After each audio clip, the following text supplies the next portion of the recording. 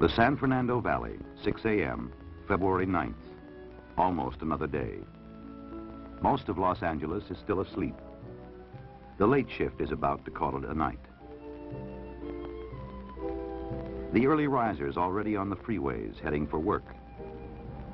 Captain Bill Howell of the Los Angeles Fire Department. Arthur Mickelson and Milton Gahn, two technicians in a pickup truck, heading out just before dawn to install a microwave relay station in the mountains. 6 o'clock, another day.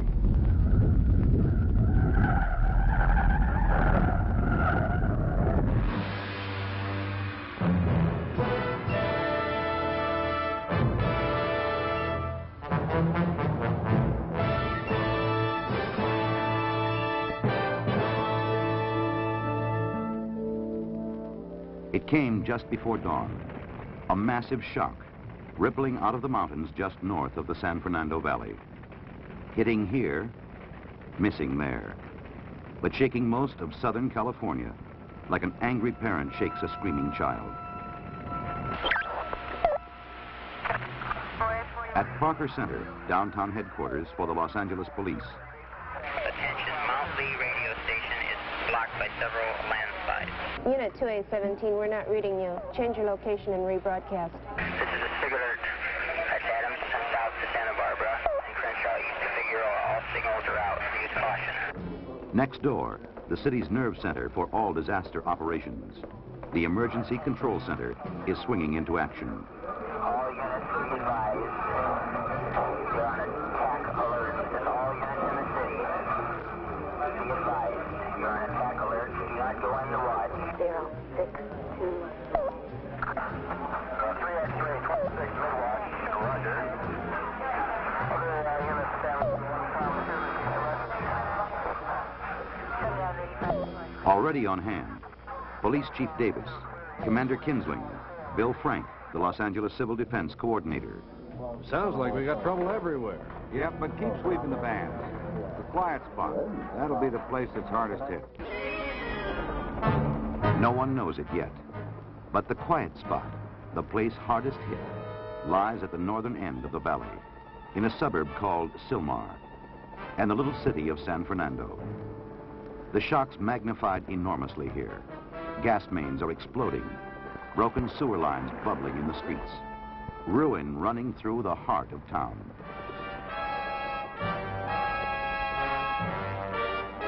The first to arrive at San Fernando City Hall, Mayor Paul Macy and Marguerite Moran, Civil Defense.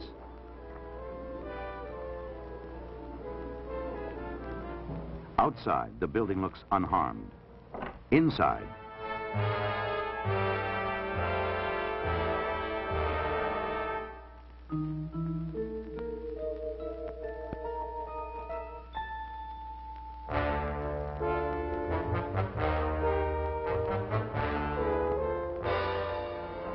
Where's the emergency operation plan? Somewhere on this map. others are rallying. Police, rescue units, the first volunteers. But San Fernando's in deep, deep trouble. All right, now look, George, here's what we're going to have to do. Our generator's been knocked out, it's conked out. We're going to have to use this as an emergency command post. So messages are going to come from the desk out here to you. What we want to do is set up an emergency command post on the mall, seal the whole mall off, so have units 24, 25, and 26 cover the mall area. Units 24, 25, 26, cover the mall. Be aware of looters. No one knows how extensive the damage is. But quickly, volunteer rescue teams are being organized, moving out to search the ruins.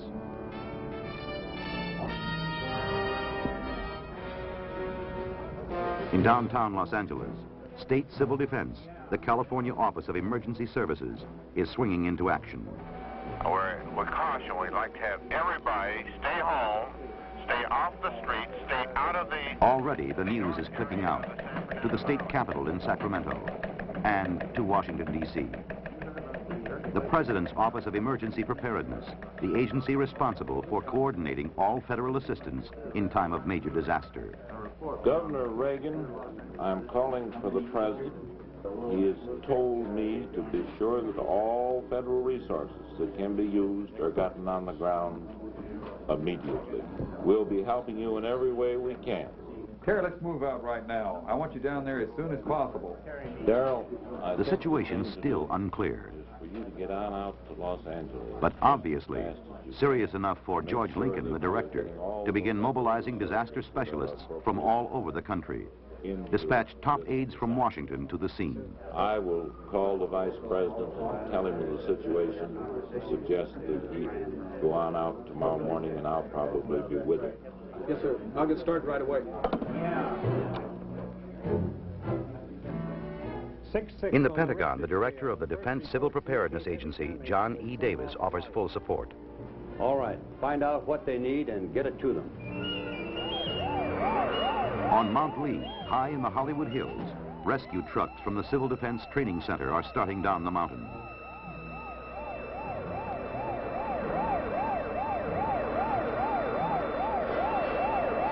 Downtown, police are cordoning off the danger points. Hey, photographer, please go back. We have walked in again. Keep your men away from this west wall facing Spring Street. The wall is weakening and will probably give away. Attention all units. This is a SIG alert message regarding the San Fernando Valley. Attention all units. Traffic on the Golden State Freeway northbound and southbound, Roxford to a point 2 miles south, Roxford 2 miles south is dangerous due to major damage to the freeway. Both the Golden State and San Diego freeways to the north are in a state of collapse. This is where Captain Howell barely escaped with his life, and the two men in the pickup truck didn't. Fires everywhere.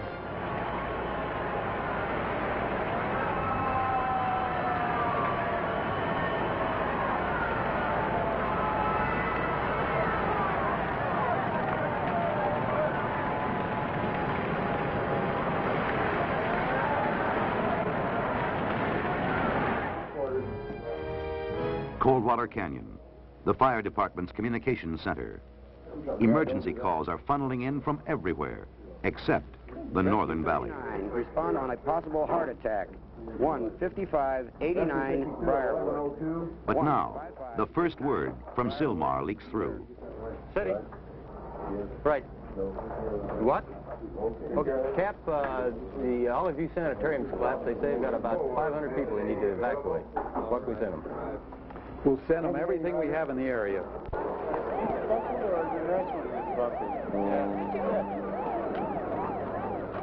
Olive View, a brand new $40 million hospital dedicated just 6 months ago.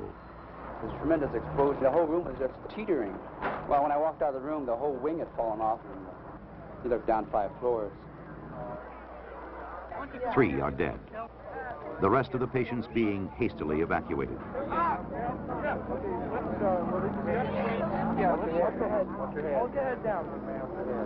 It just shook and shook and shook, and the wall just opened up. It scared the, out of me. What did you do after that?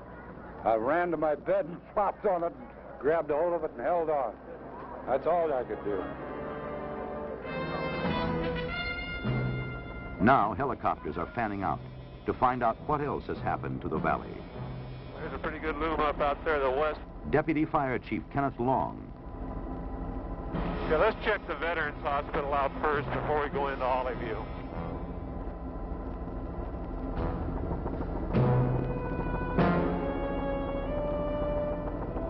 God, look at that building that's down there.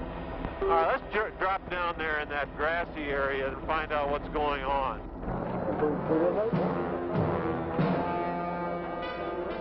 The tragedy centered here. At San Fernando Veterans Hospital, long known as the garden spot of the whole Veterans Administration system, 2 central buildings have collapsed, burying nearly 100 patients and members of the staff under a crashing concrete roof. Doctors and nurses are pulling victims out of the ruins, digging barehanded at the rubble, trying to free the rest. At 7:24, Chief Long's helicopter sets down on the lawn, and a staff doctor runs out to meet him.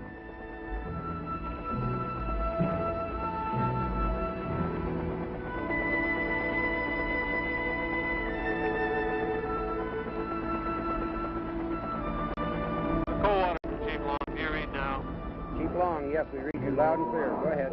Chief Long, I want 5 task forces and 3 chief officers dispatched emergency to the San Fernando Veterans Hospital. We have people trapped.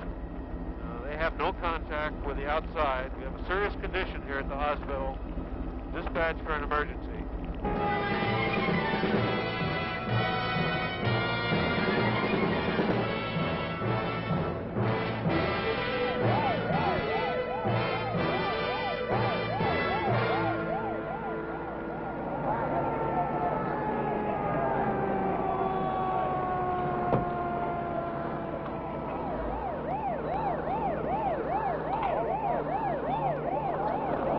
The fire and rescue units pour in, but desperately needed is heavy construction equipment to cut through the concrete roof.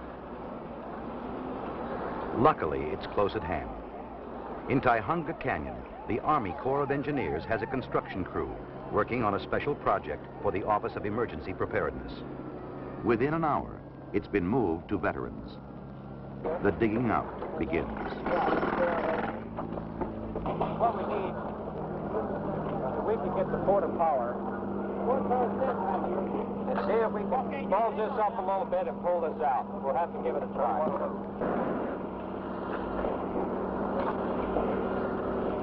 Wait a minute, get back this way through. Not far away, another crisis. Van Norman Dam, the huge reservoir in the northern hills. The concrete roadway across the tops collapsed. The earth wall behind it crumbling fast. We're going to need some additional help on filling sandbags. 11 million tons of water, enough to start another Johnstown flood, and 80,000 people living in the valley just below. A decision has to be made, and soon. If that wind doesn't change, that dam is going to go in. Could go in a matter of minutes.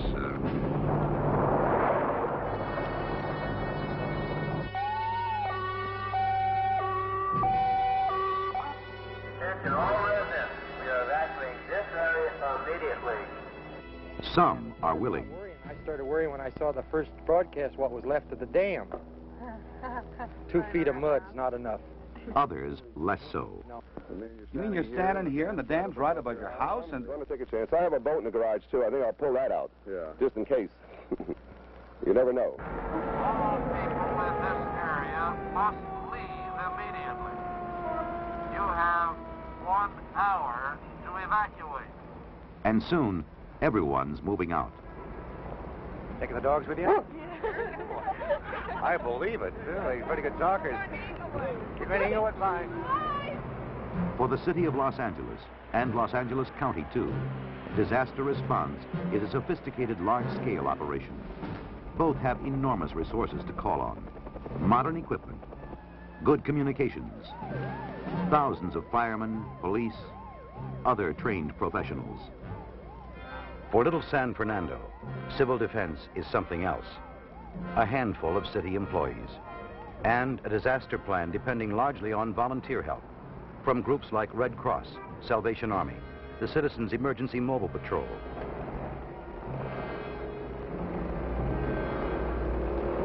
And now, the radio hands.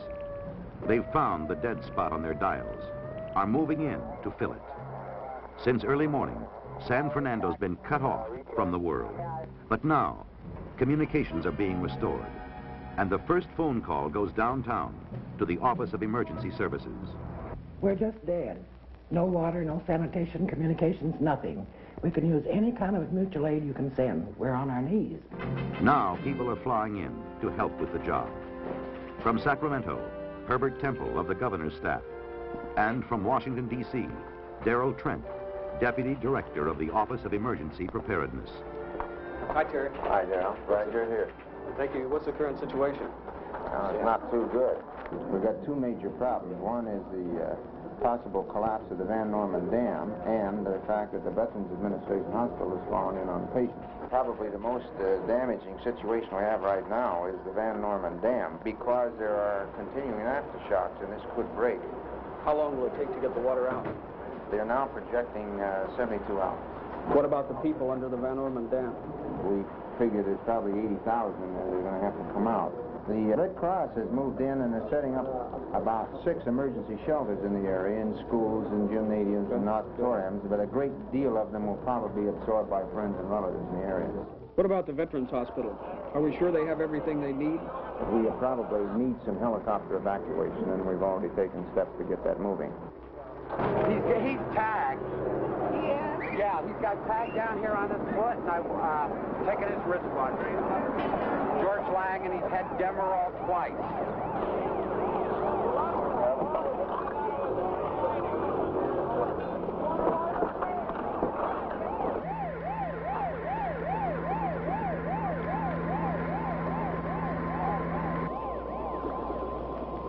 Governor Reagan's arrived from Sacramento, and rescue crews have just uncovered a pocket where some of the kitchen workers are trapped. There's a woman by the name of Helen in there. That's my mother. The one they've been talking to. Well, they've been talking to her. Apparently, she says that she's all right. Yeah. But they thought that Grace was beside her, but she couldn't see her. Well, from all indications, the fireman says that she seems to be all right. She's even asked for a glass of water. That's typical of her. Now, wait. Let her relax. Just rest there a minute, and now I'll get my leg out of the way, okay? That's an awful nice leg right now.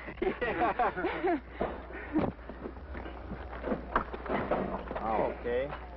See that pipe on your left? When we get up a little ways, this pipe on your left you can stand on. Here she comes. All right. That a cow. You don't want to go back. No, just take it this way. Here's your mother, Sheriff. That's all right. Now, the other girl that's alive, yes. Yeah. There's about 7 foot down there. Where the light comes in, we can still see. All right. Oh, that's okay. You don't need that. That's all right. How do you feel, Helen? Good. Come on. Come on. Check you.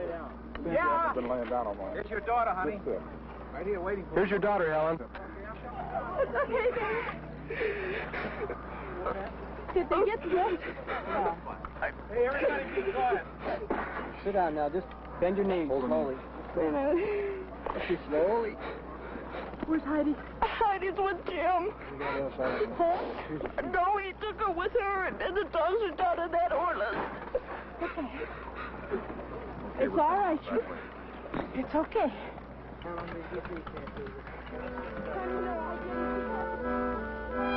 Day turns into night, night into nightmare. In San Fernando, volunteers are patrolling the wreckage on the mall. And in the shelters, evacuees are settling down for the night.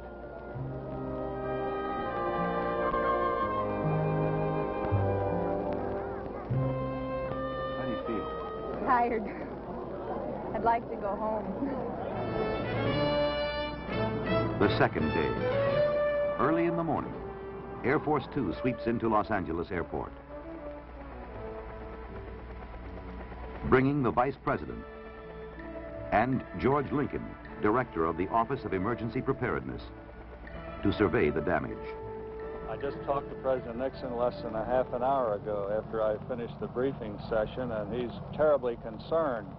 He was in an earthquake himself. He happened to be going to Whittier College in 1933 when the Long Beach earthquake occurred. And of course, he remembers very well the collapse of the high school auditorium there, the damage to the grade school, and he said, you don't want to be in another one if you've been in one. Already, the president's proclaimed the earthquake zone a major disaster area, with all agencies of the federal government directed to render maximum assistance. Downtown, both state and federal people are working hard to deliver it. And a new Disaster Relief Act, just signed by the president, has given them new tools to work with. Federal assistance is no longer limited to helping restore essential community services. Now it's been broadened to bring relief to individuals, the disaster victims as well. And 6 one-stop disaster assistance centers are being set up, where they can go to find it. Temporary housing, rent-free, for those in direst need. Aid on mortgages and rents for others in danger of losing their damaged homes. Legal services, liberalized small business and farmers' home loans, unemployment insurance, re-employment aid for those whose jobs have been wiped out, food stamps and surplus foods for the hungry, help in removing debris from private property.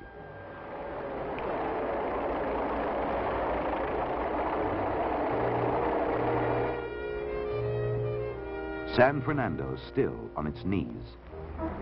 No water. No water? None. No water, no gas. All water in the San Fernando Valley and the city of San Fernando is contaminated, and citizens are advised to boil drinking water. You don't have any water at your house? It's not good at all. Terrible. Really? I live in Van Nuys, and I came all the way here to get some water, but it's so terrible. Already a call's gone in to Joseph Quinn, Deputy Mayor of Los Angeles, asking if San Fernando can borrow from the city's water system. Now go ahead and hook them up. Do everything you can to help. We'll worry about the legal question later. And downtown. What are we doing about the situation? The Corps of Engineers are already moving in, sir. We are laying temporary water and sewage lines right down the center of the street. Now help's arriving from another source. The Civil Air Patrol. It's heard of San Fernando's plight. And rescue, air supply, and communications units from wings all over Southern California are pouring in to lend a hand till the emergency's over.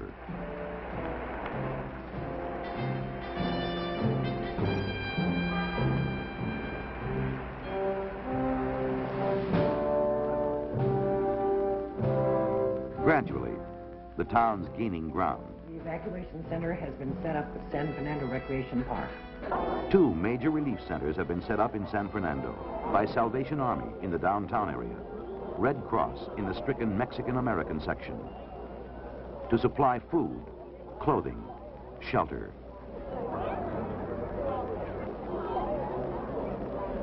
Another night in shelter. Van Norman's still too full for safety, and the natives are getting restless.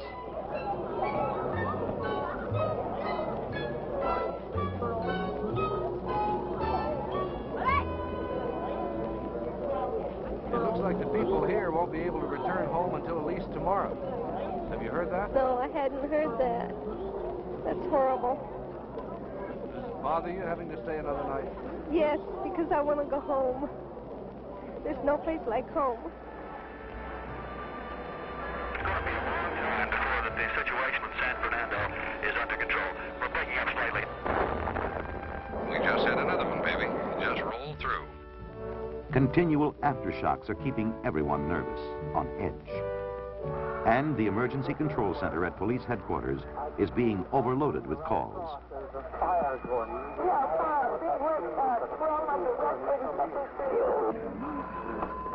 Emergency control center. To relieve the strain, a citizens information center is set up by Civil Defense in the Public Works hearing room at Los Angeles City Hall. Emergency control. The schools, just a moment. I have a list of schools right here.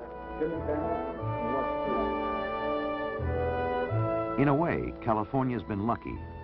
It's been a medium-sized quake, even minor, compared to what could happen someday.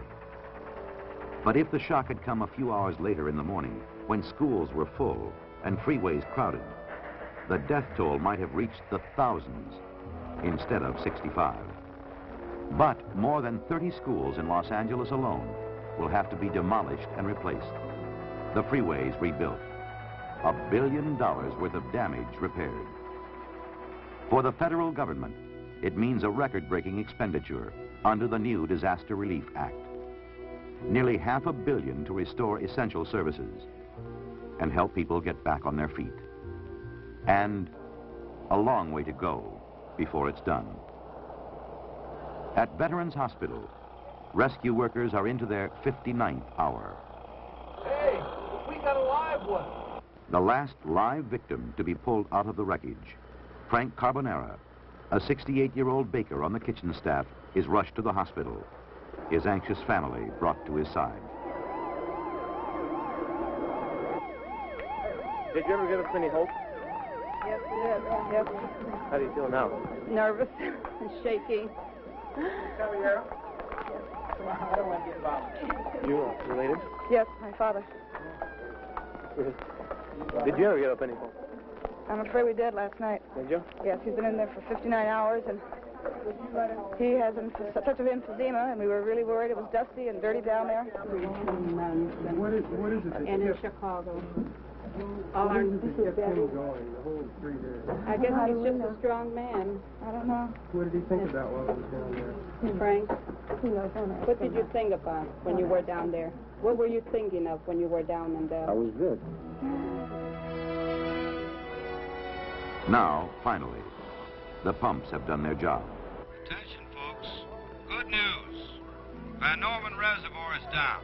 You are now free to return to your homes. Going home, but often to things like this.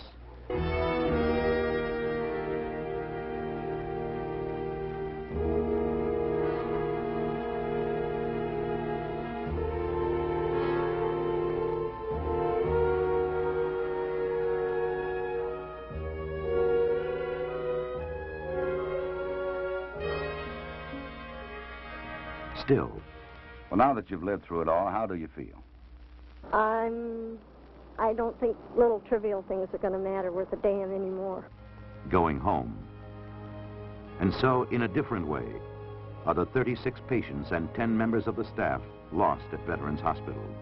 Charles Preston George, Salvador B. Gonzalez, Winfield Greer, Bay L. Jones, Mrs. Clarissa Lee, Goodwin Austin LaPointe. A final service for old soldiers who aren't supposed to die, but only fade away. William H. Miranda.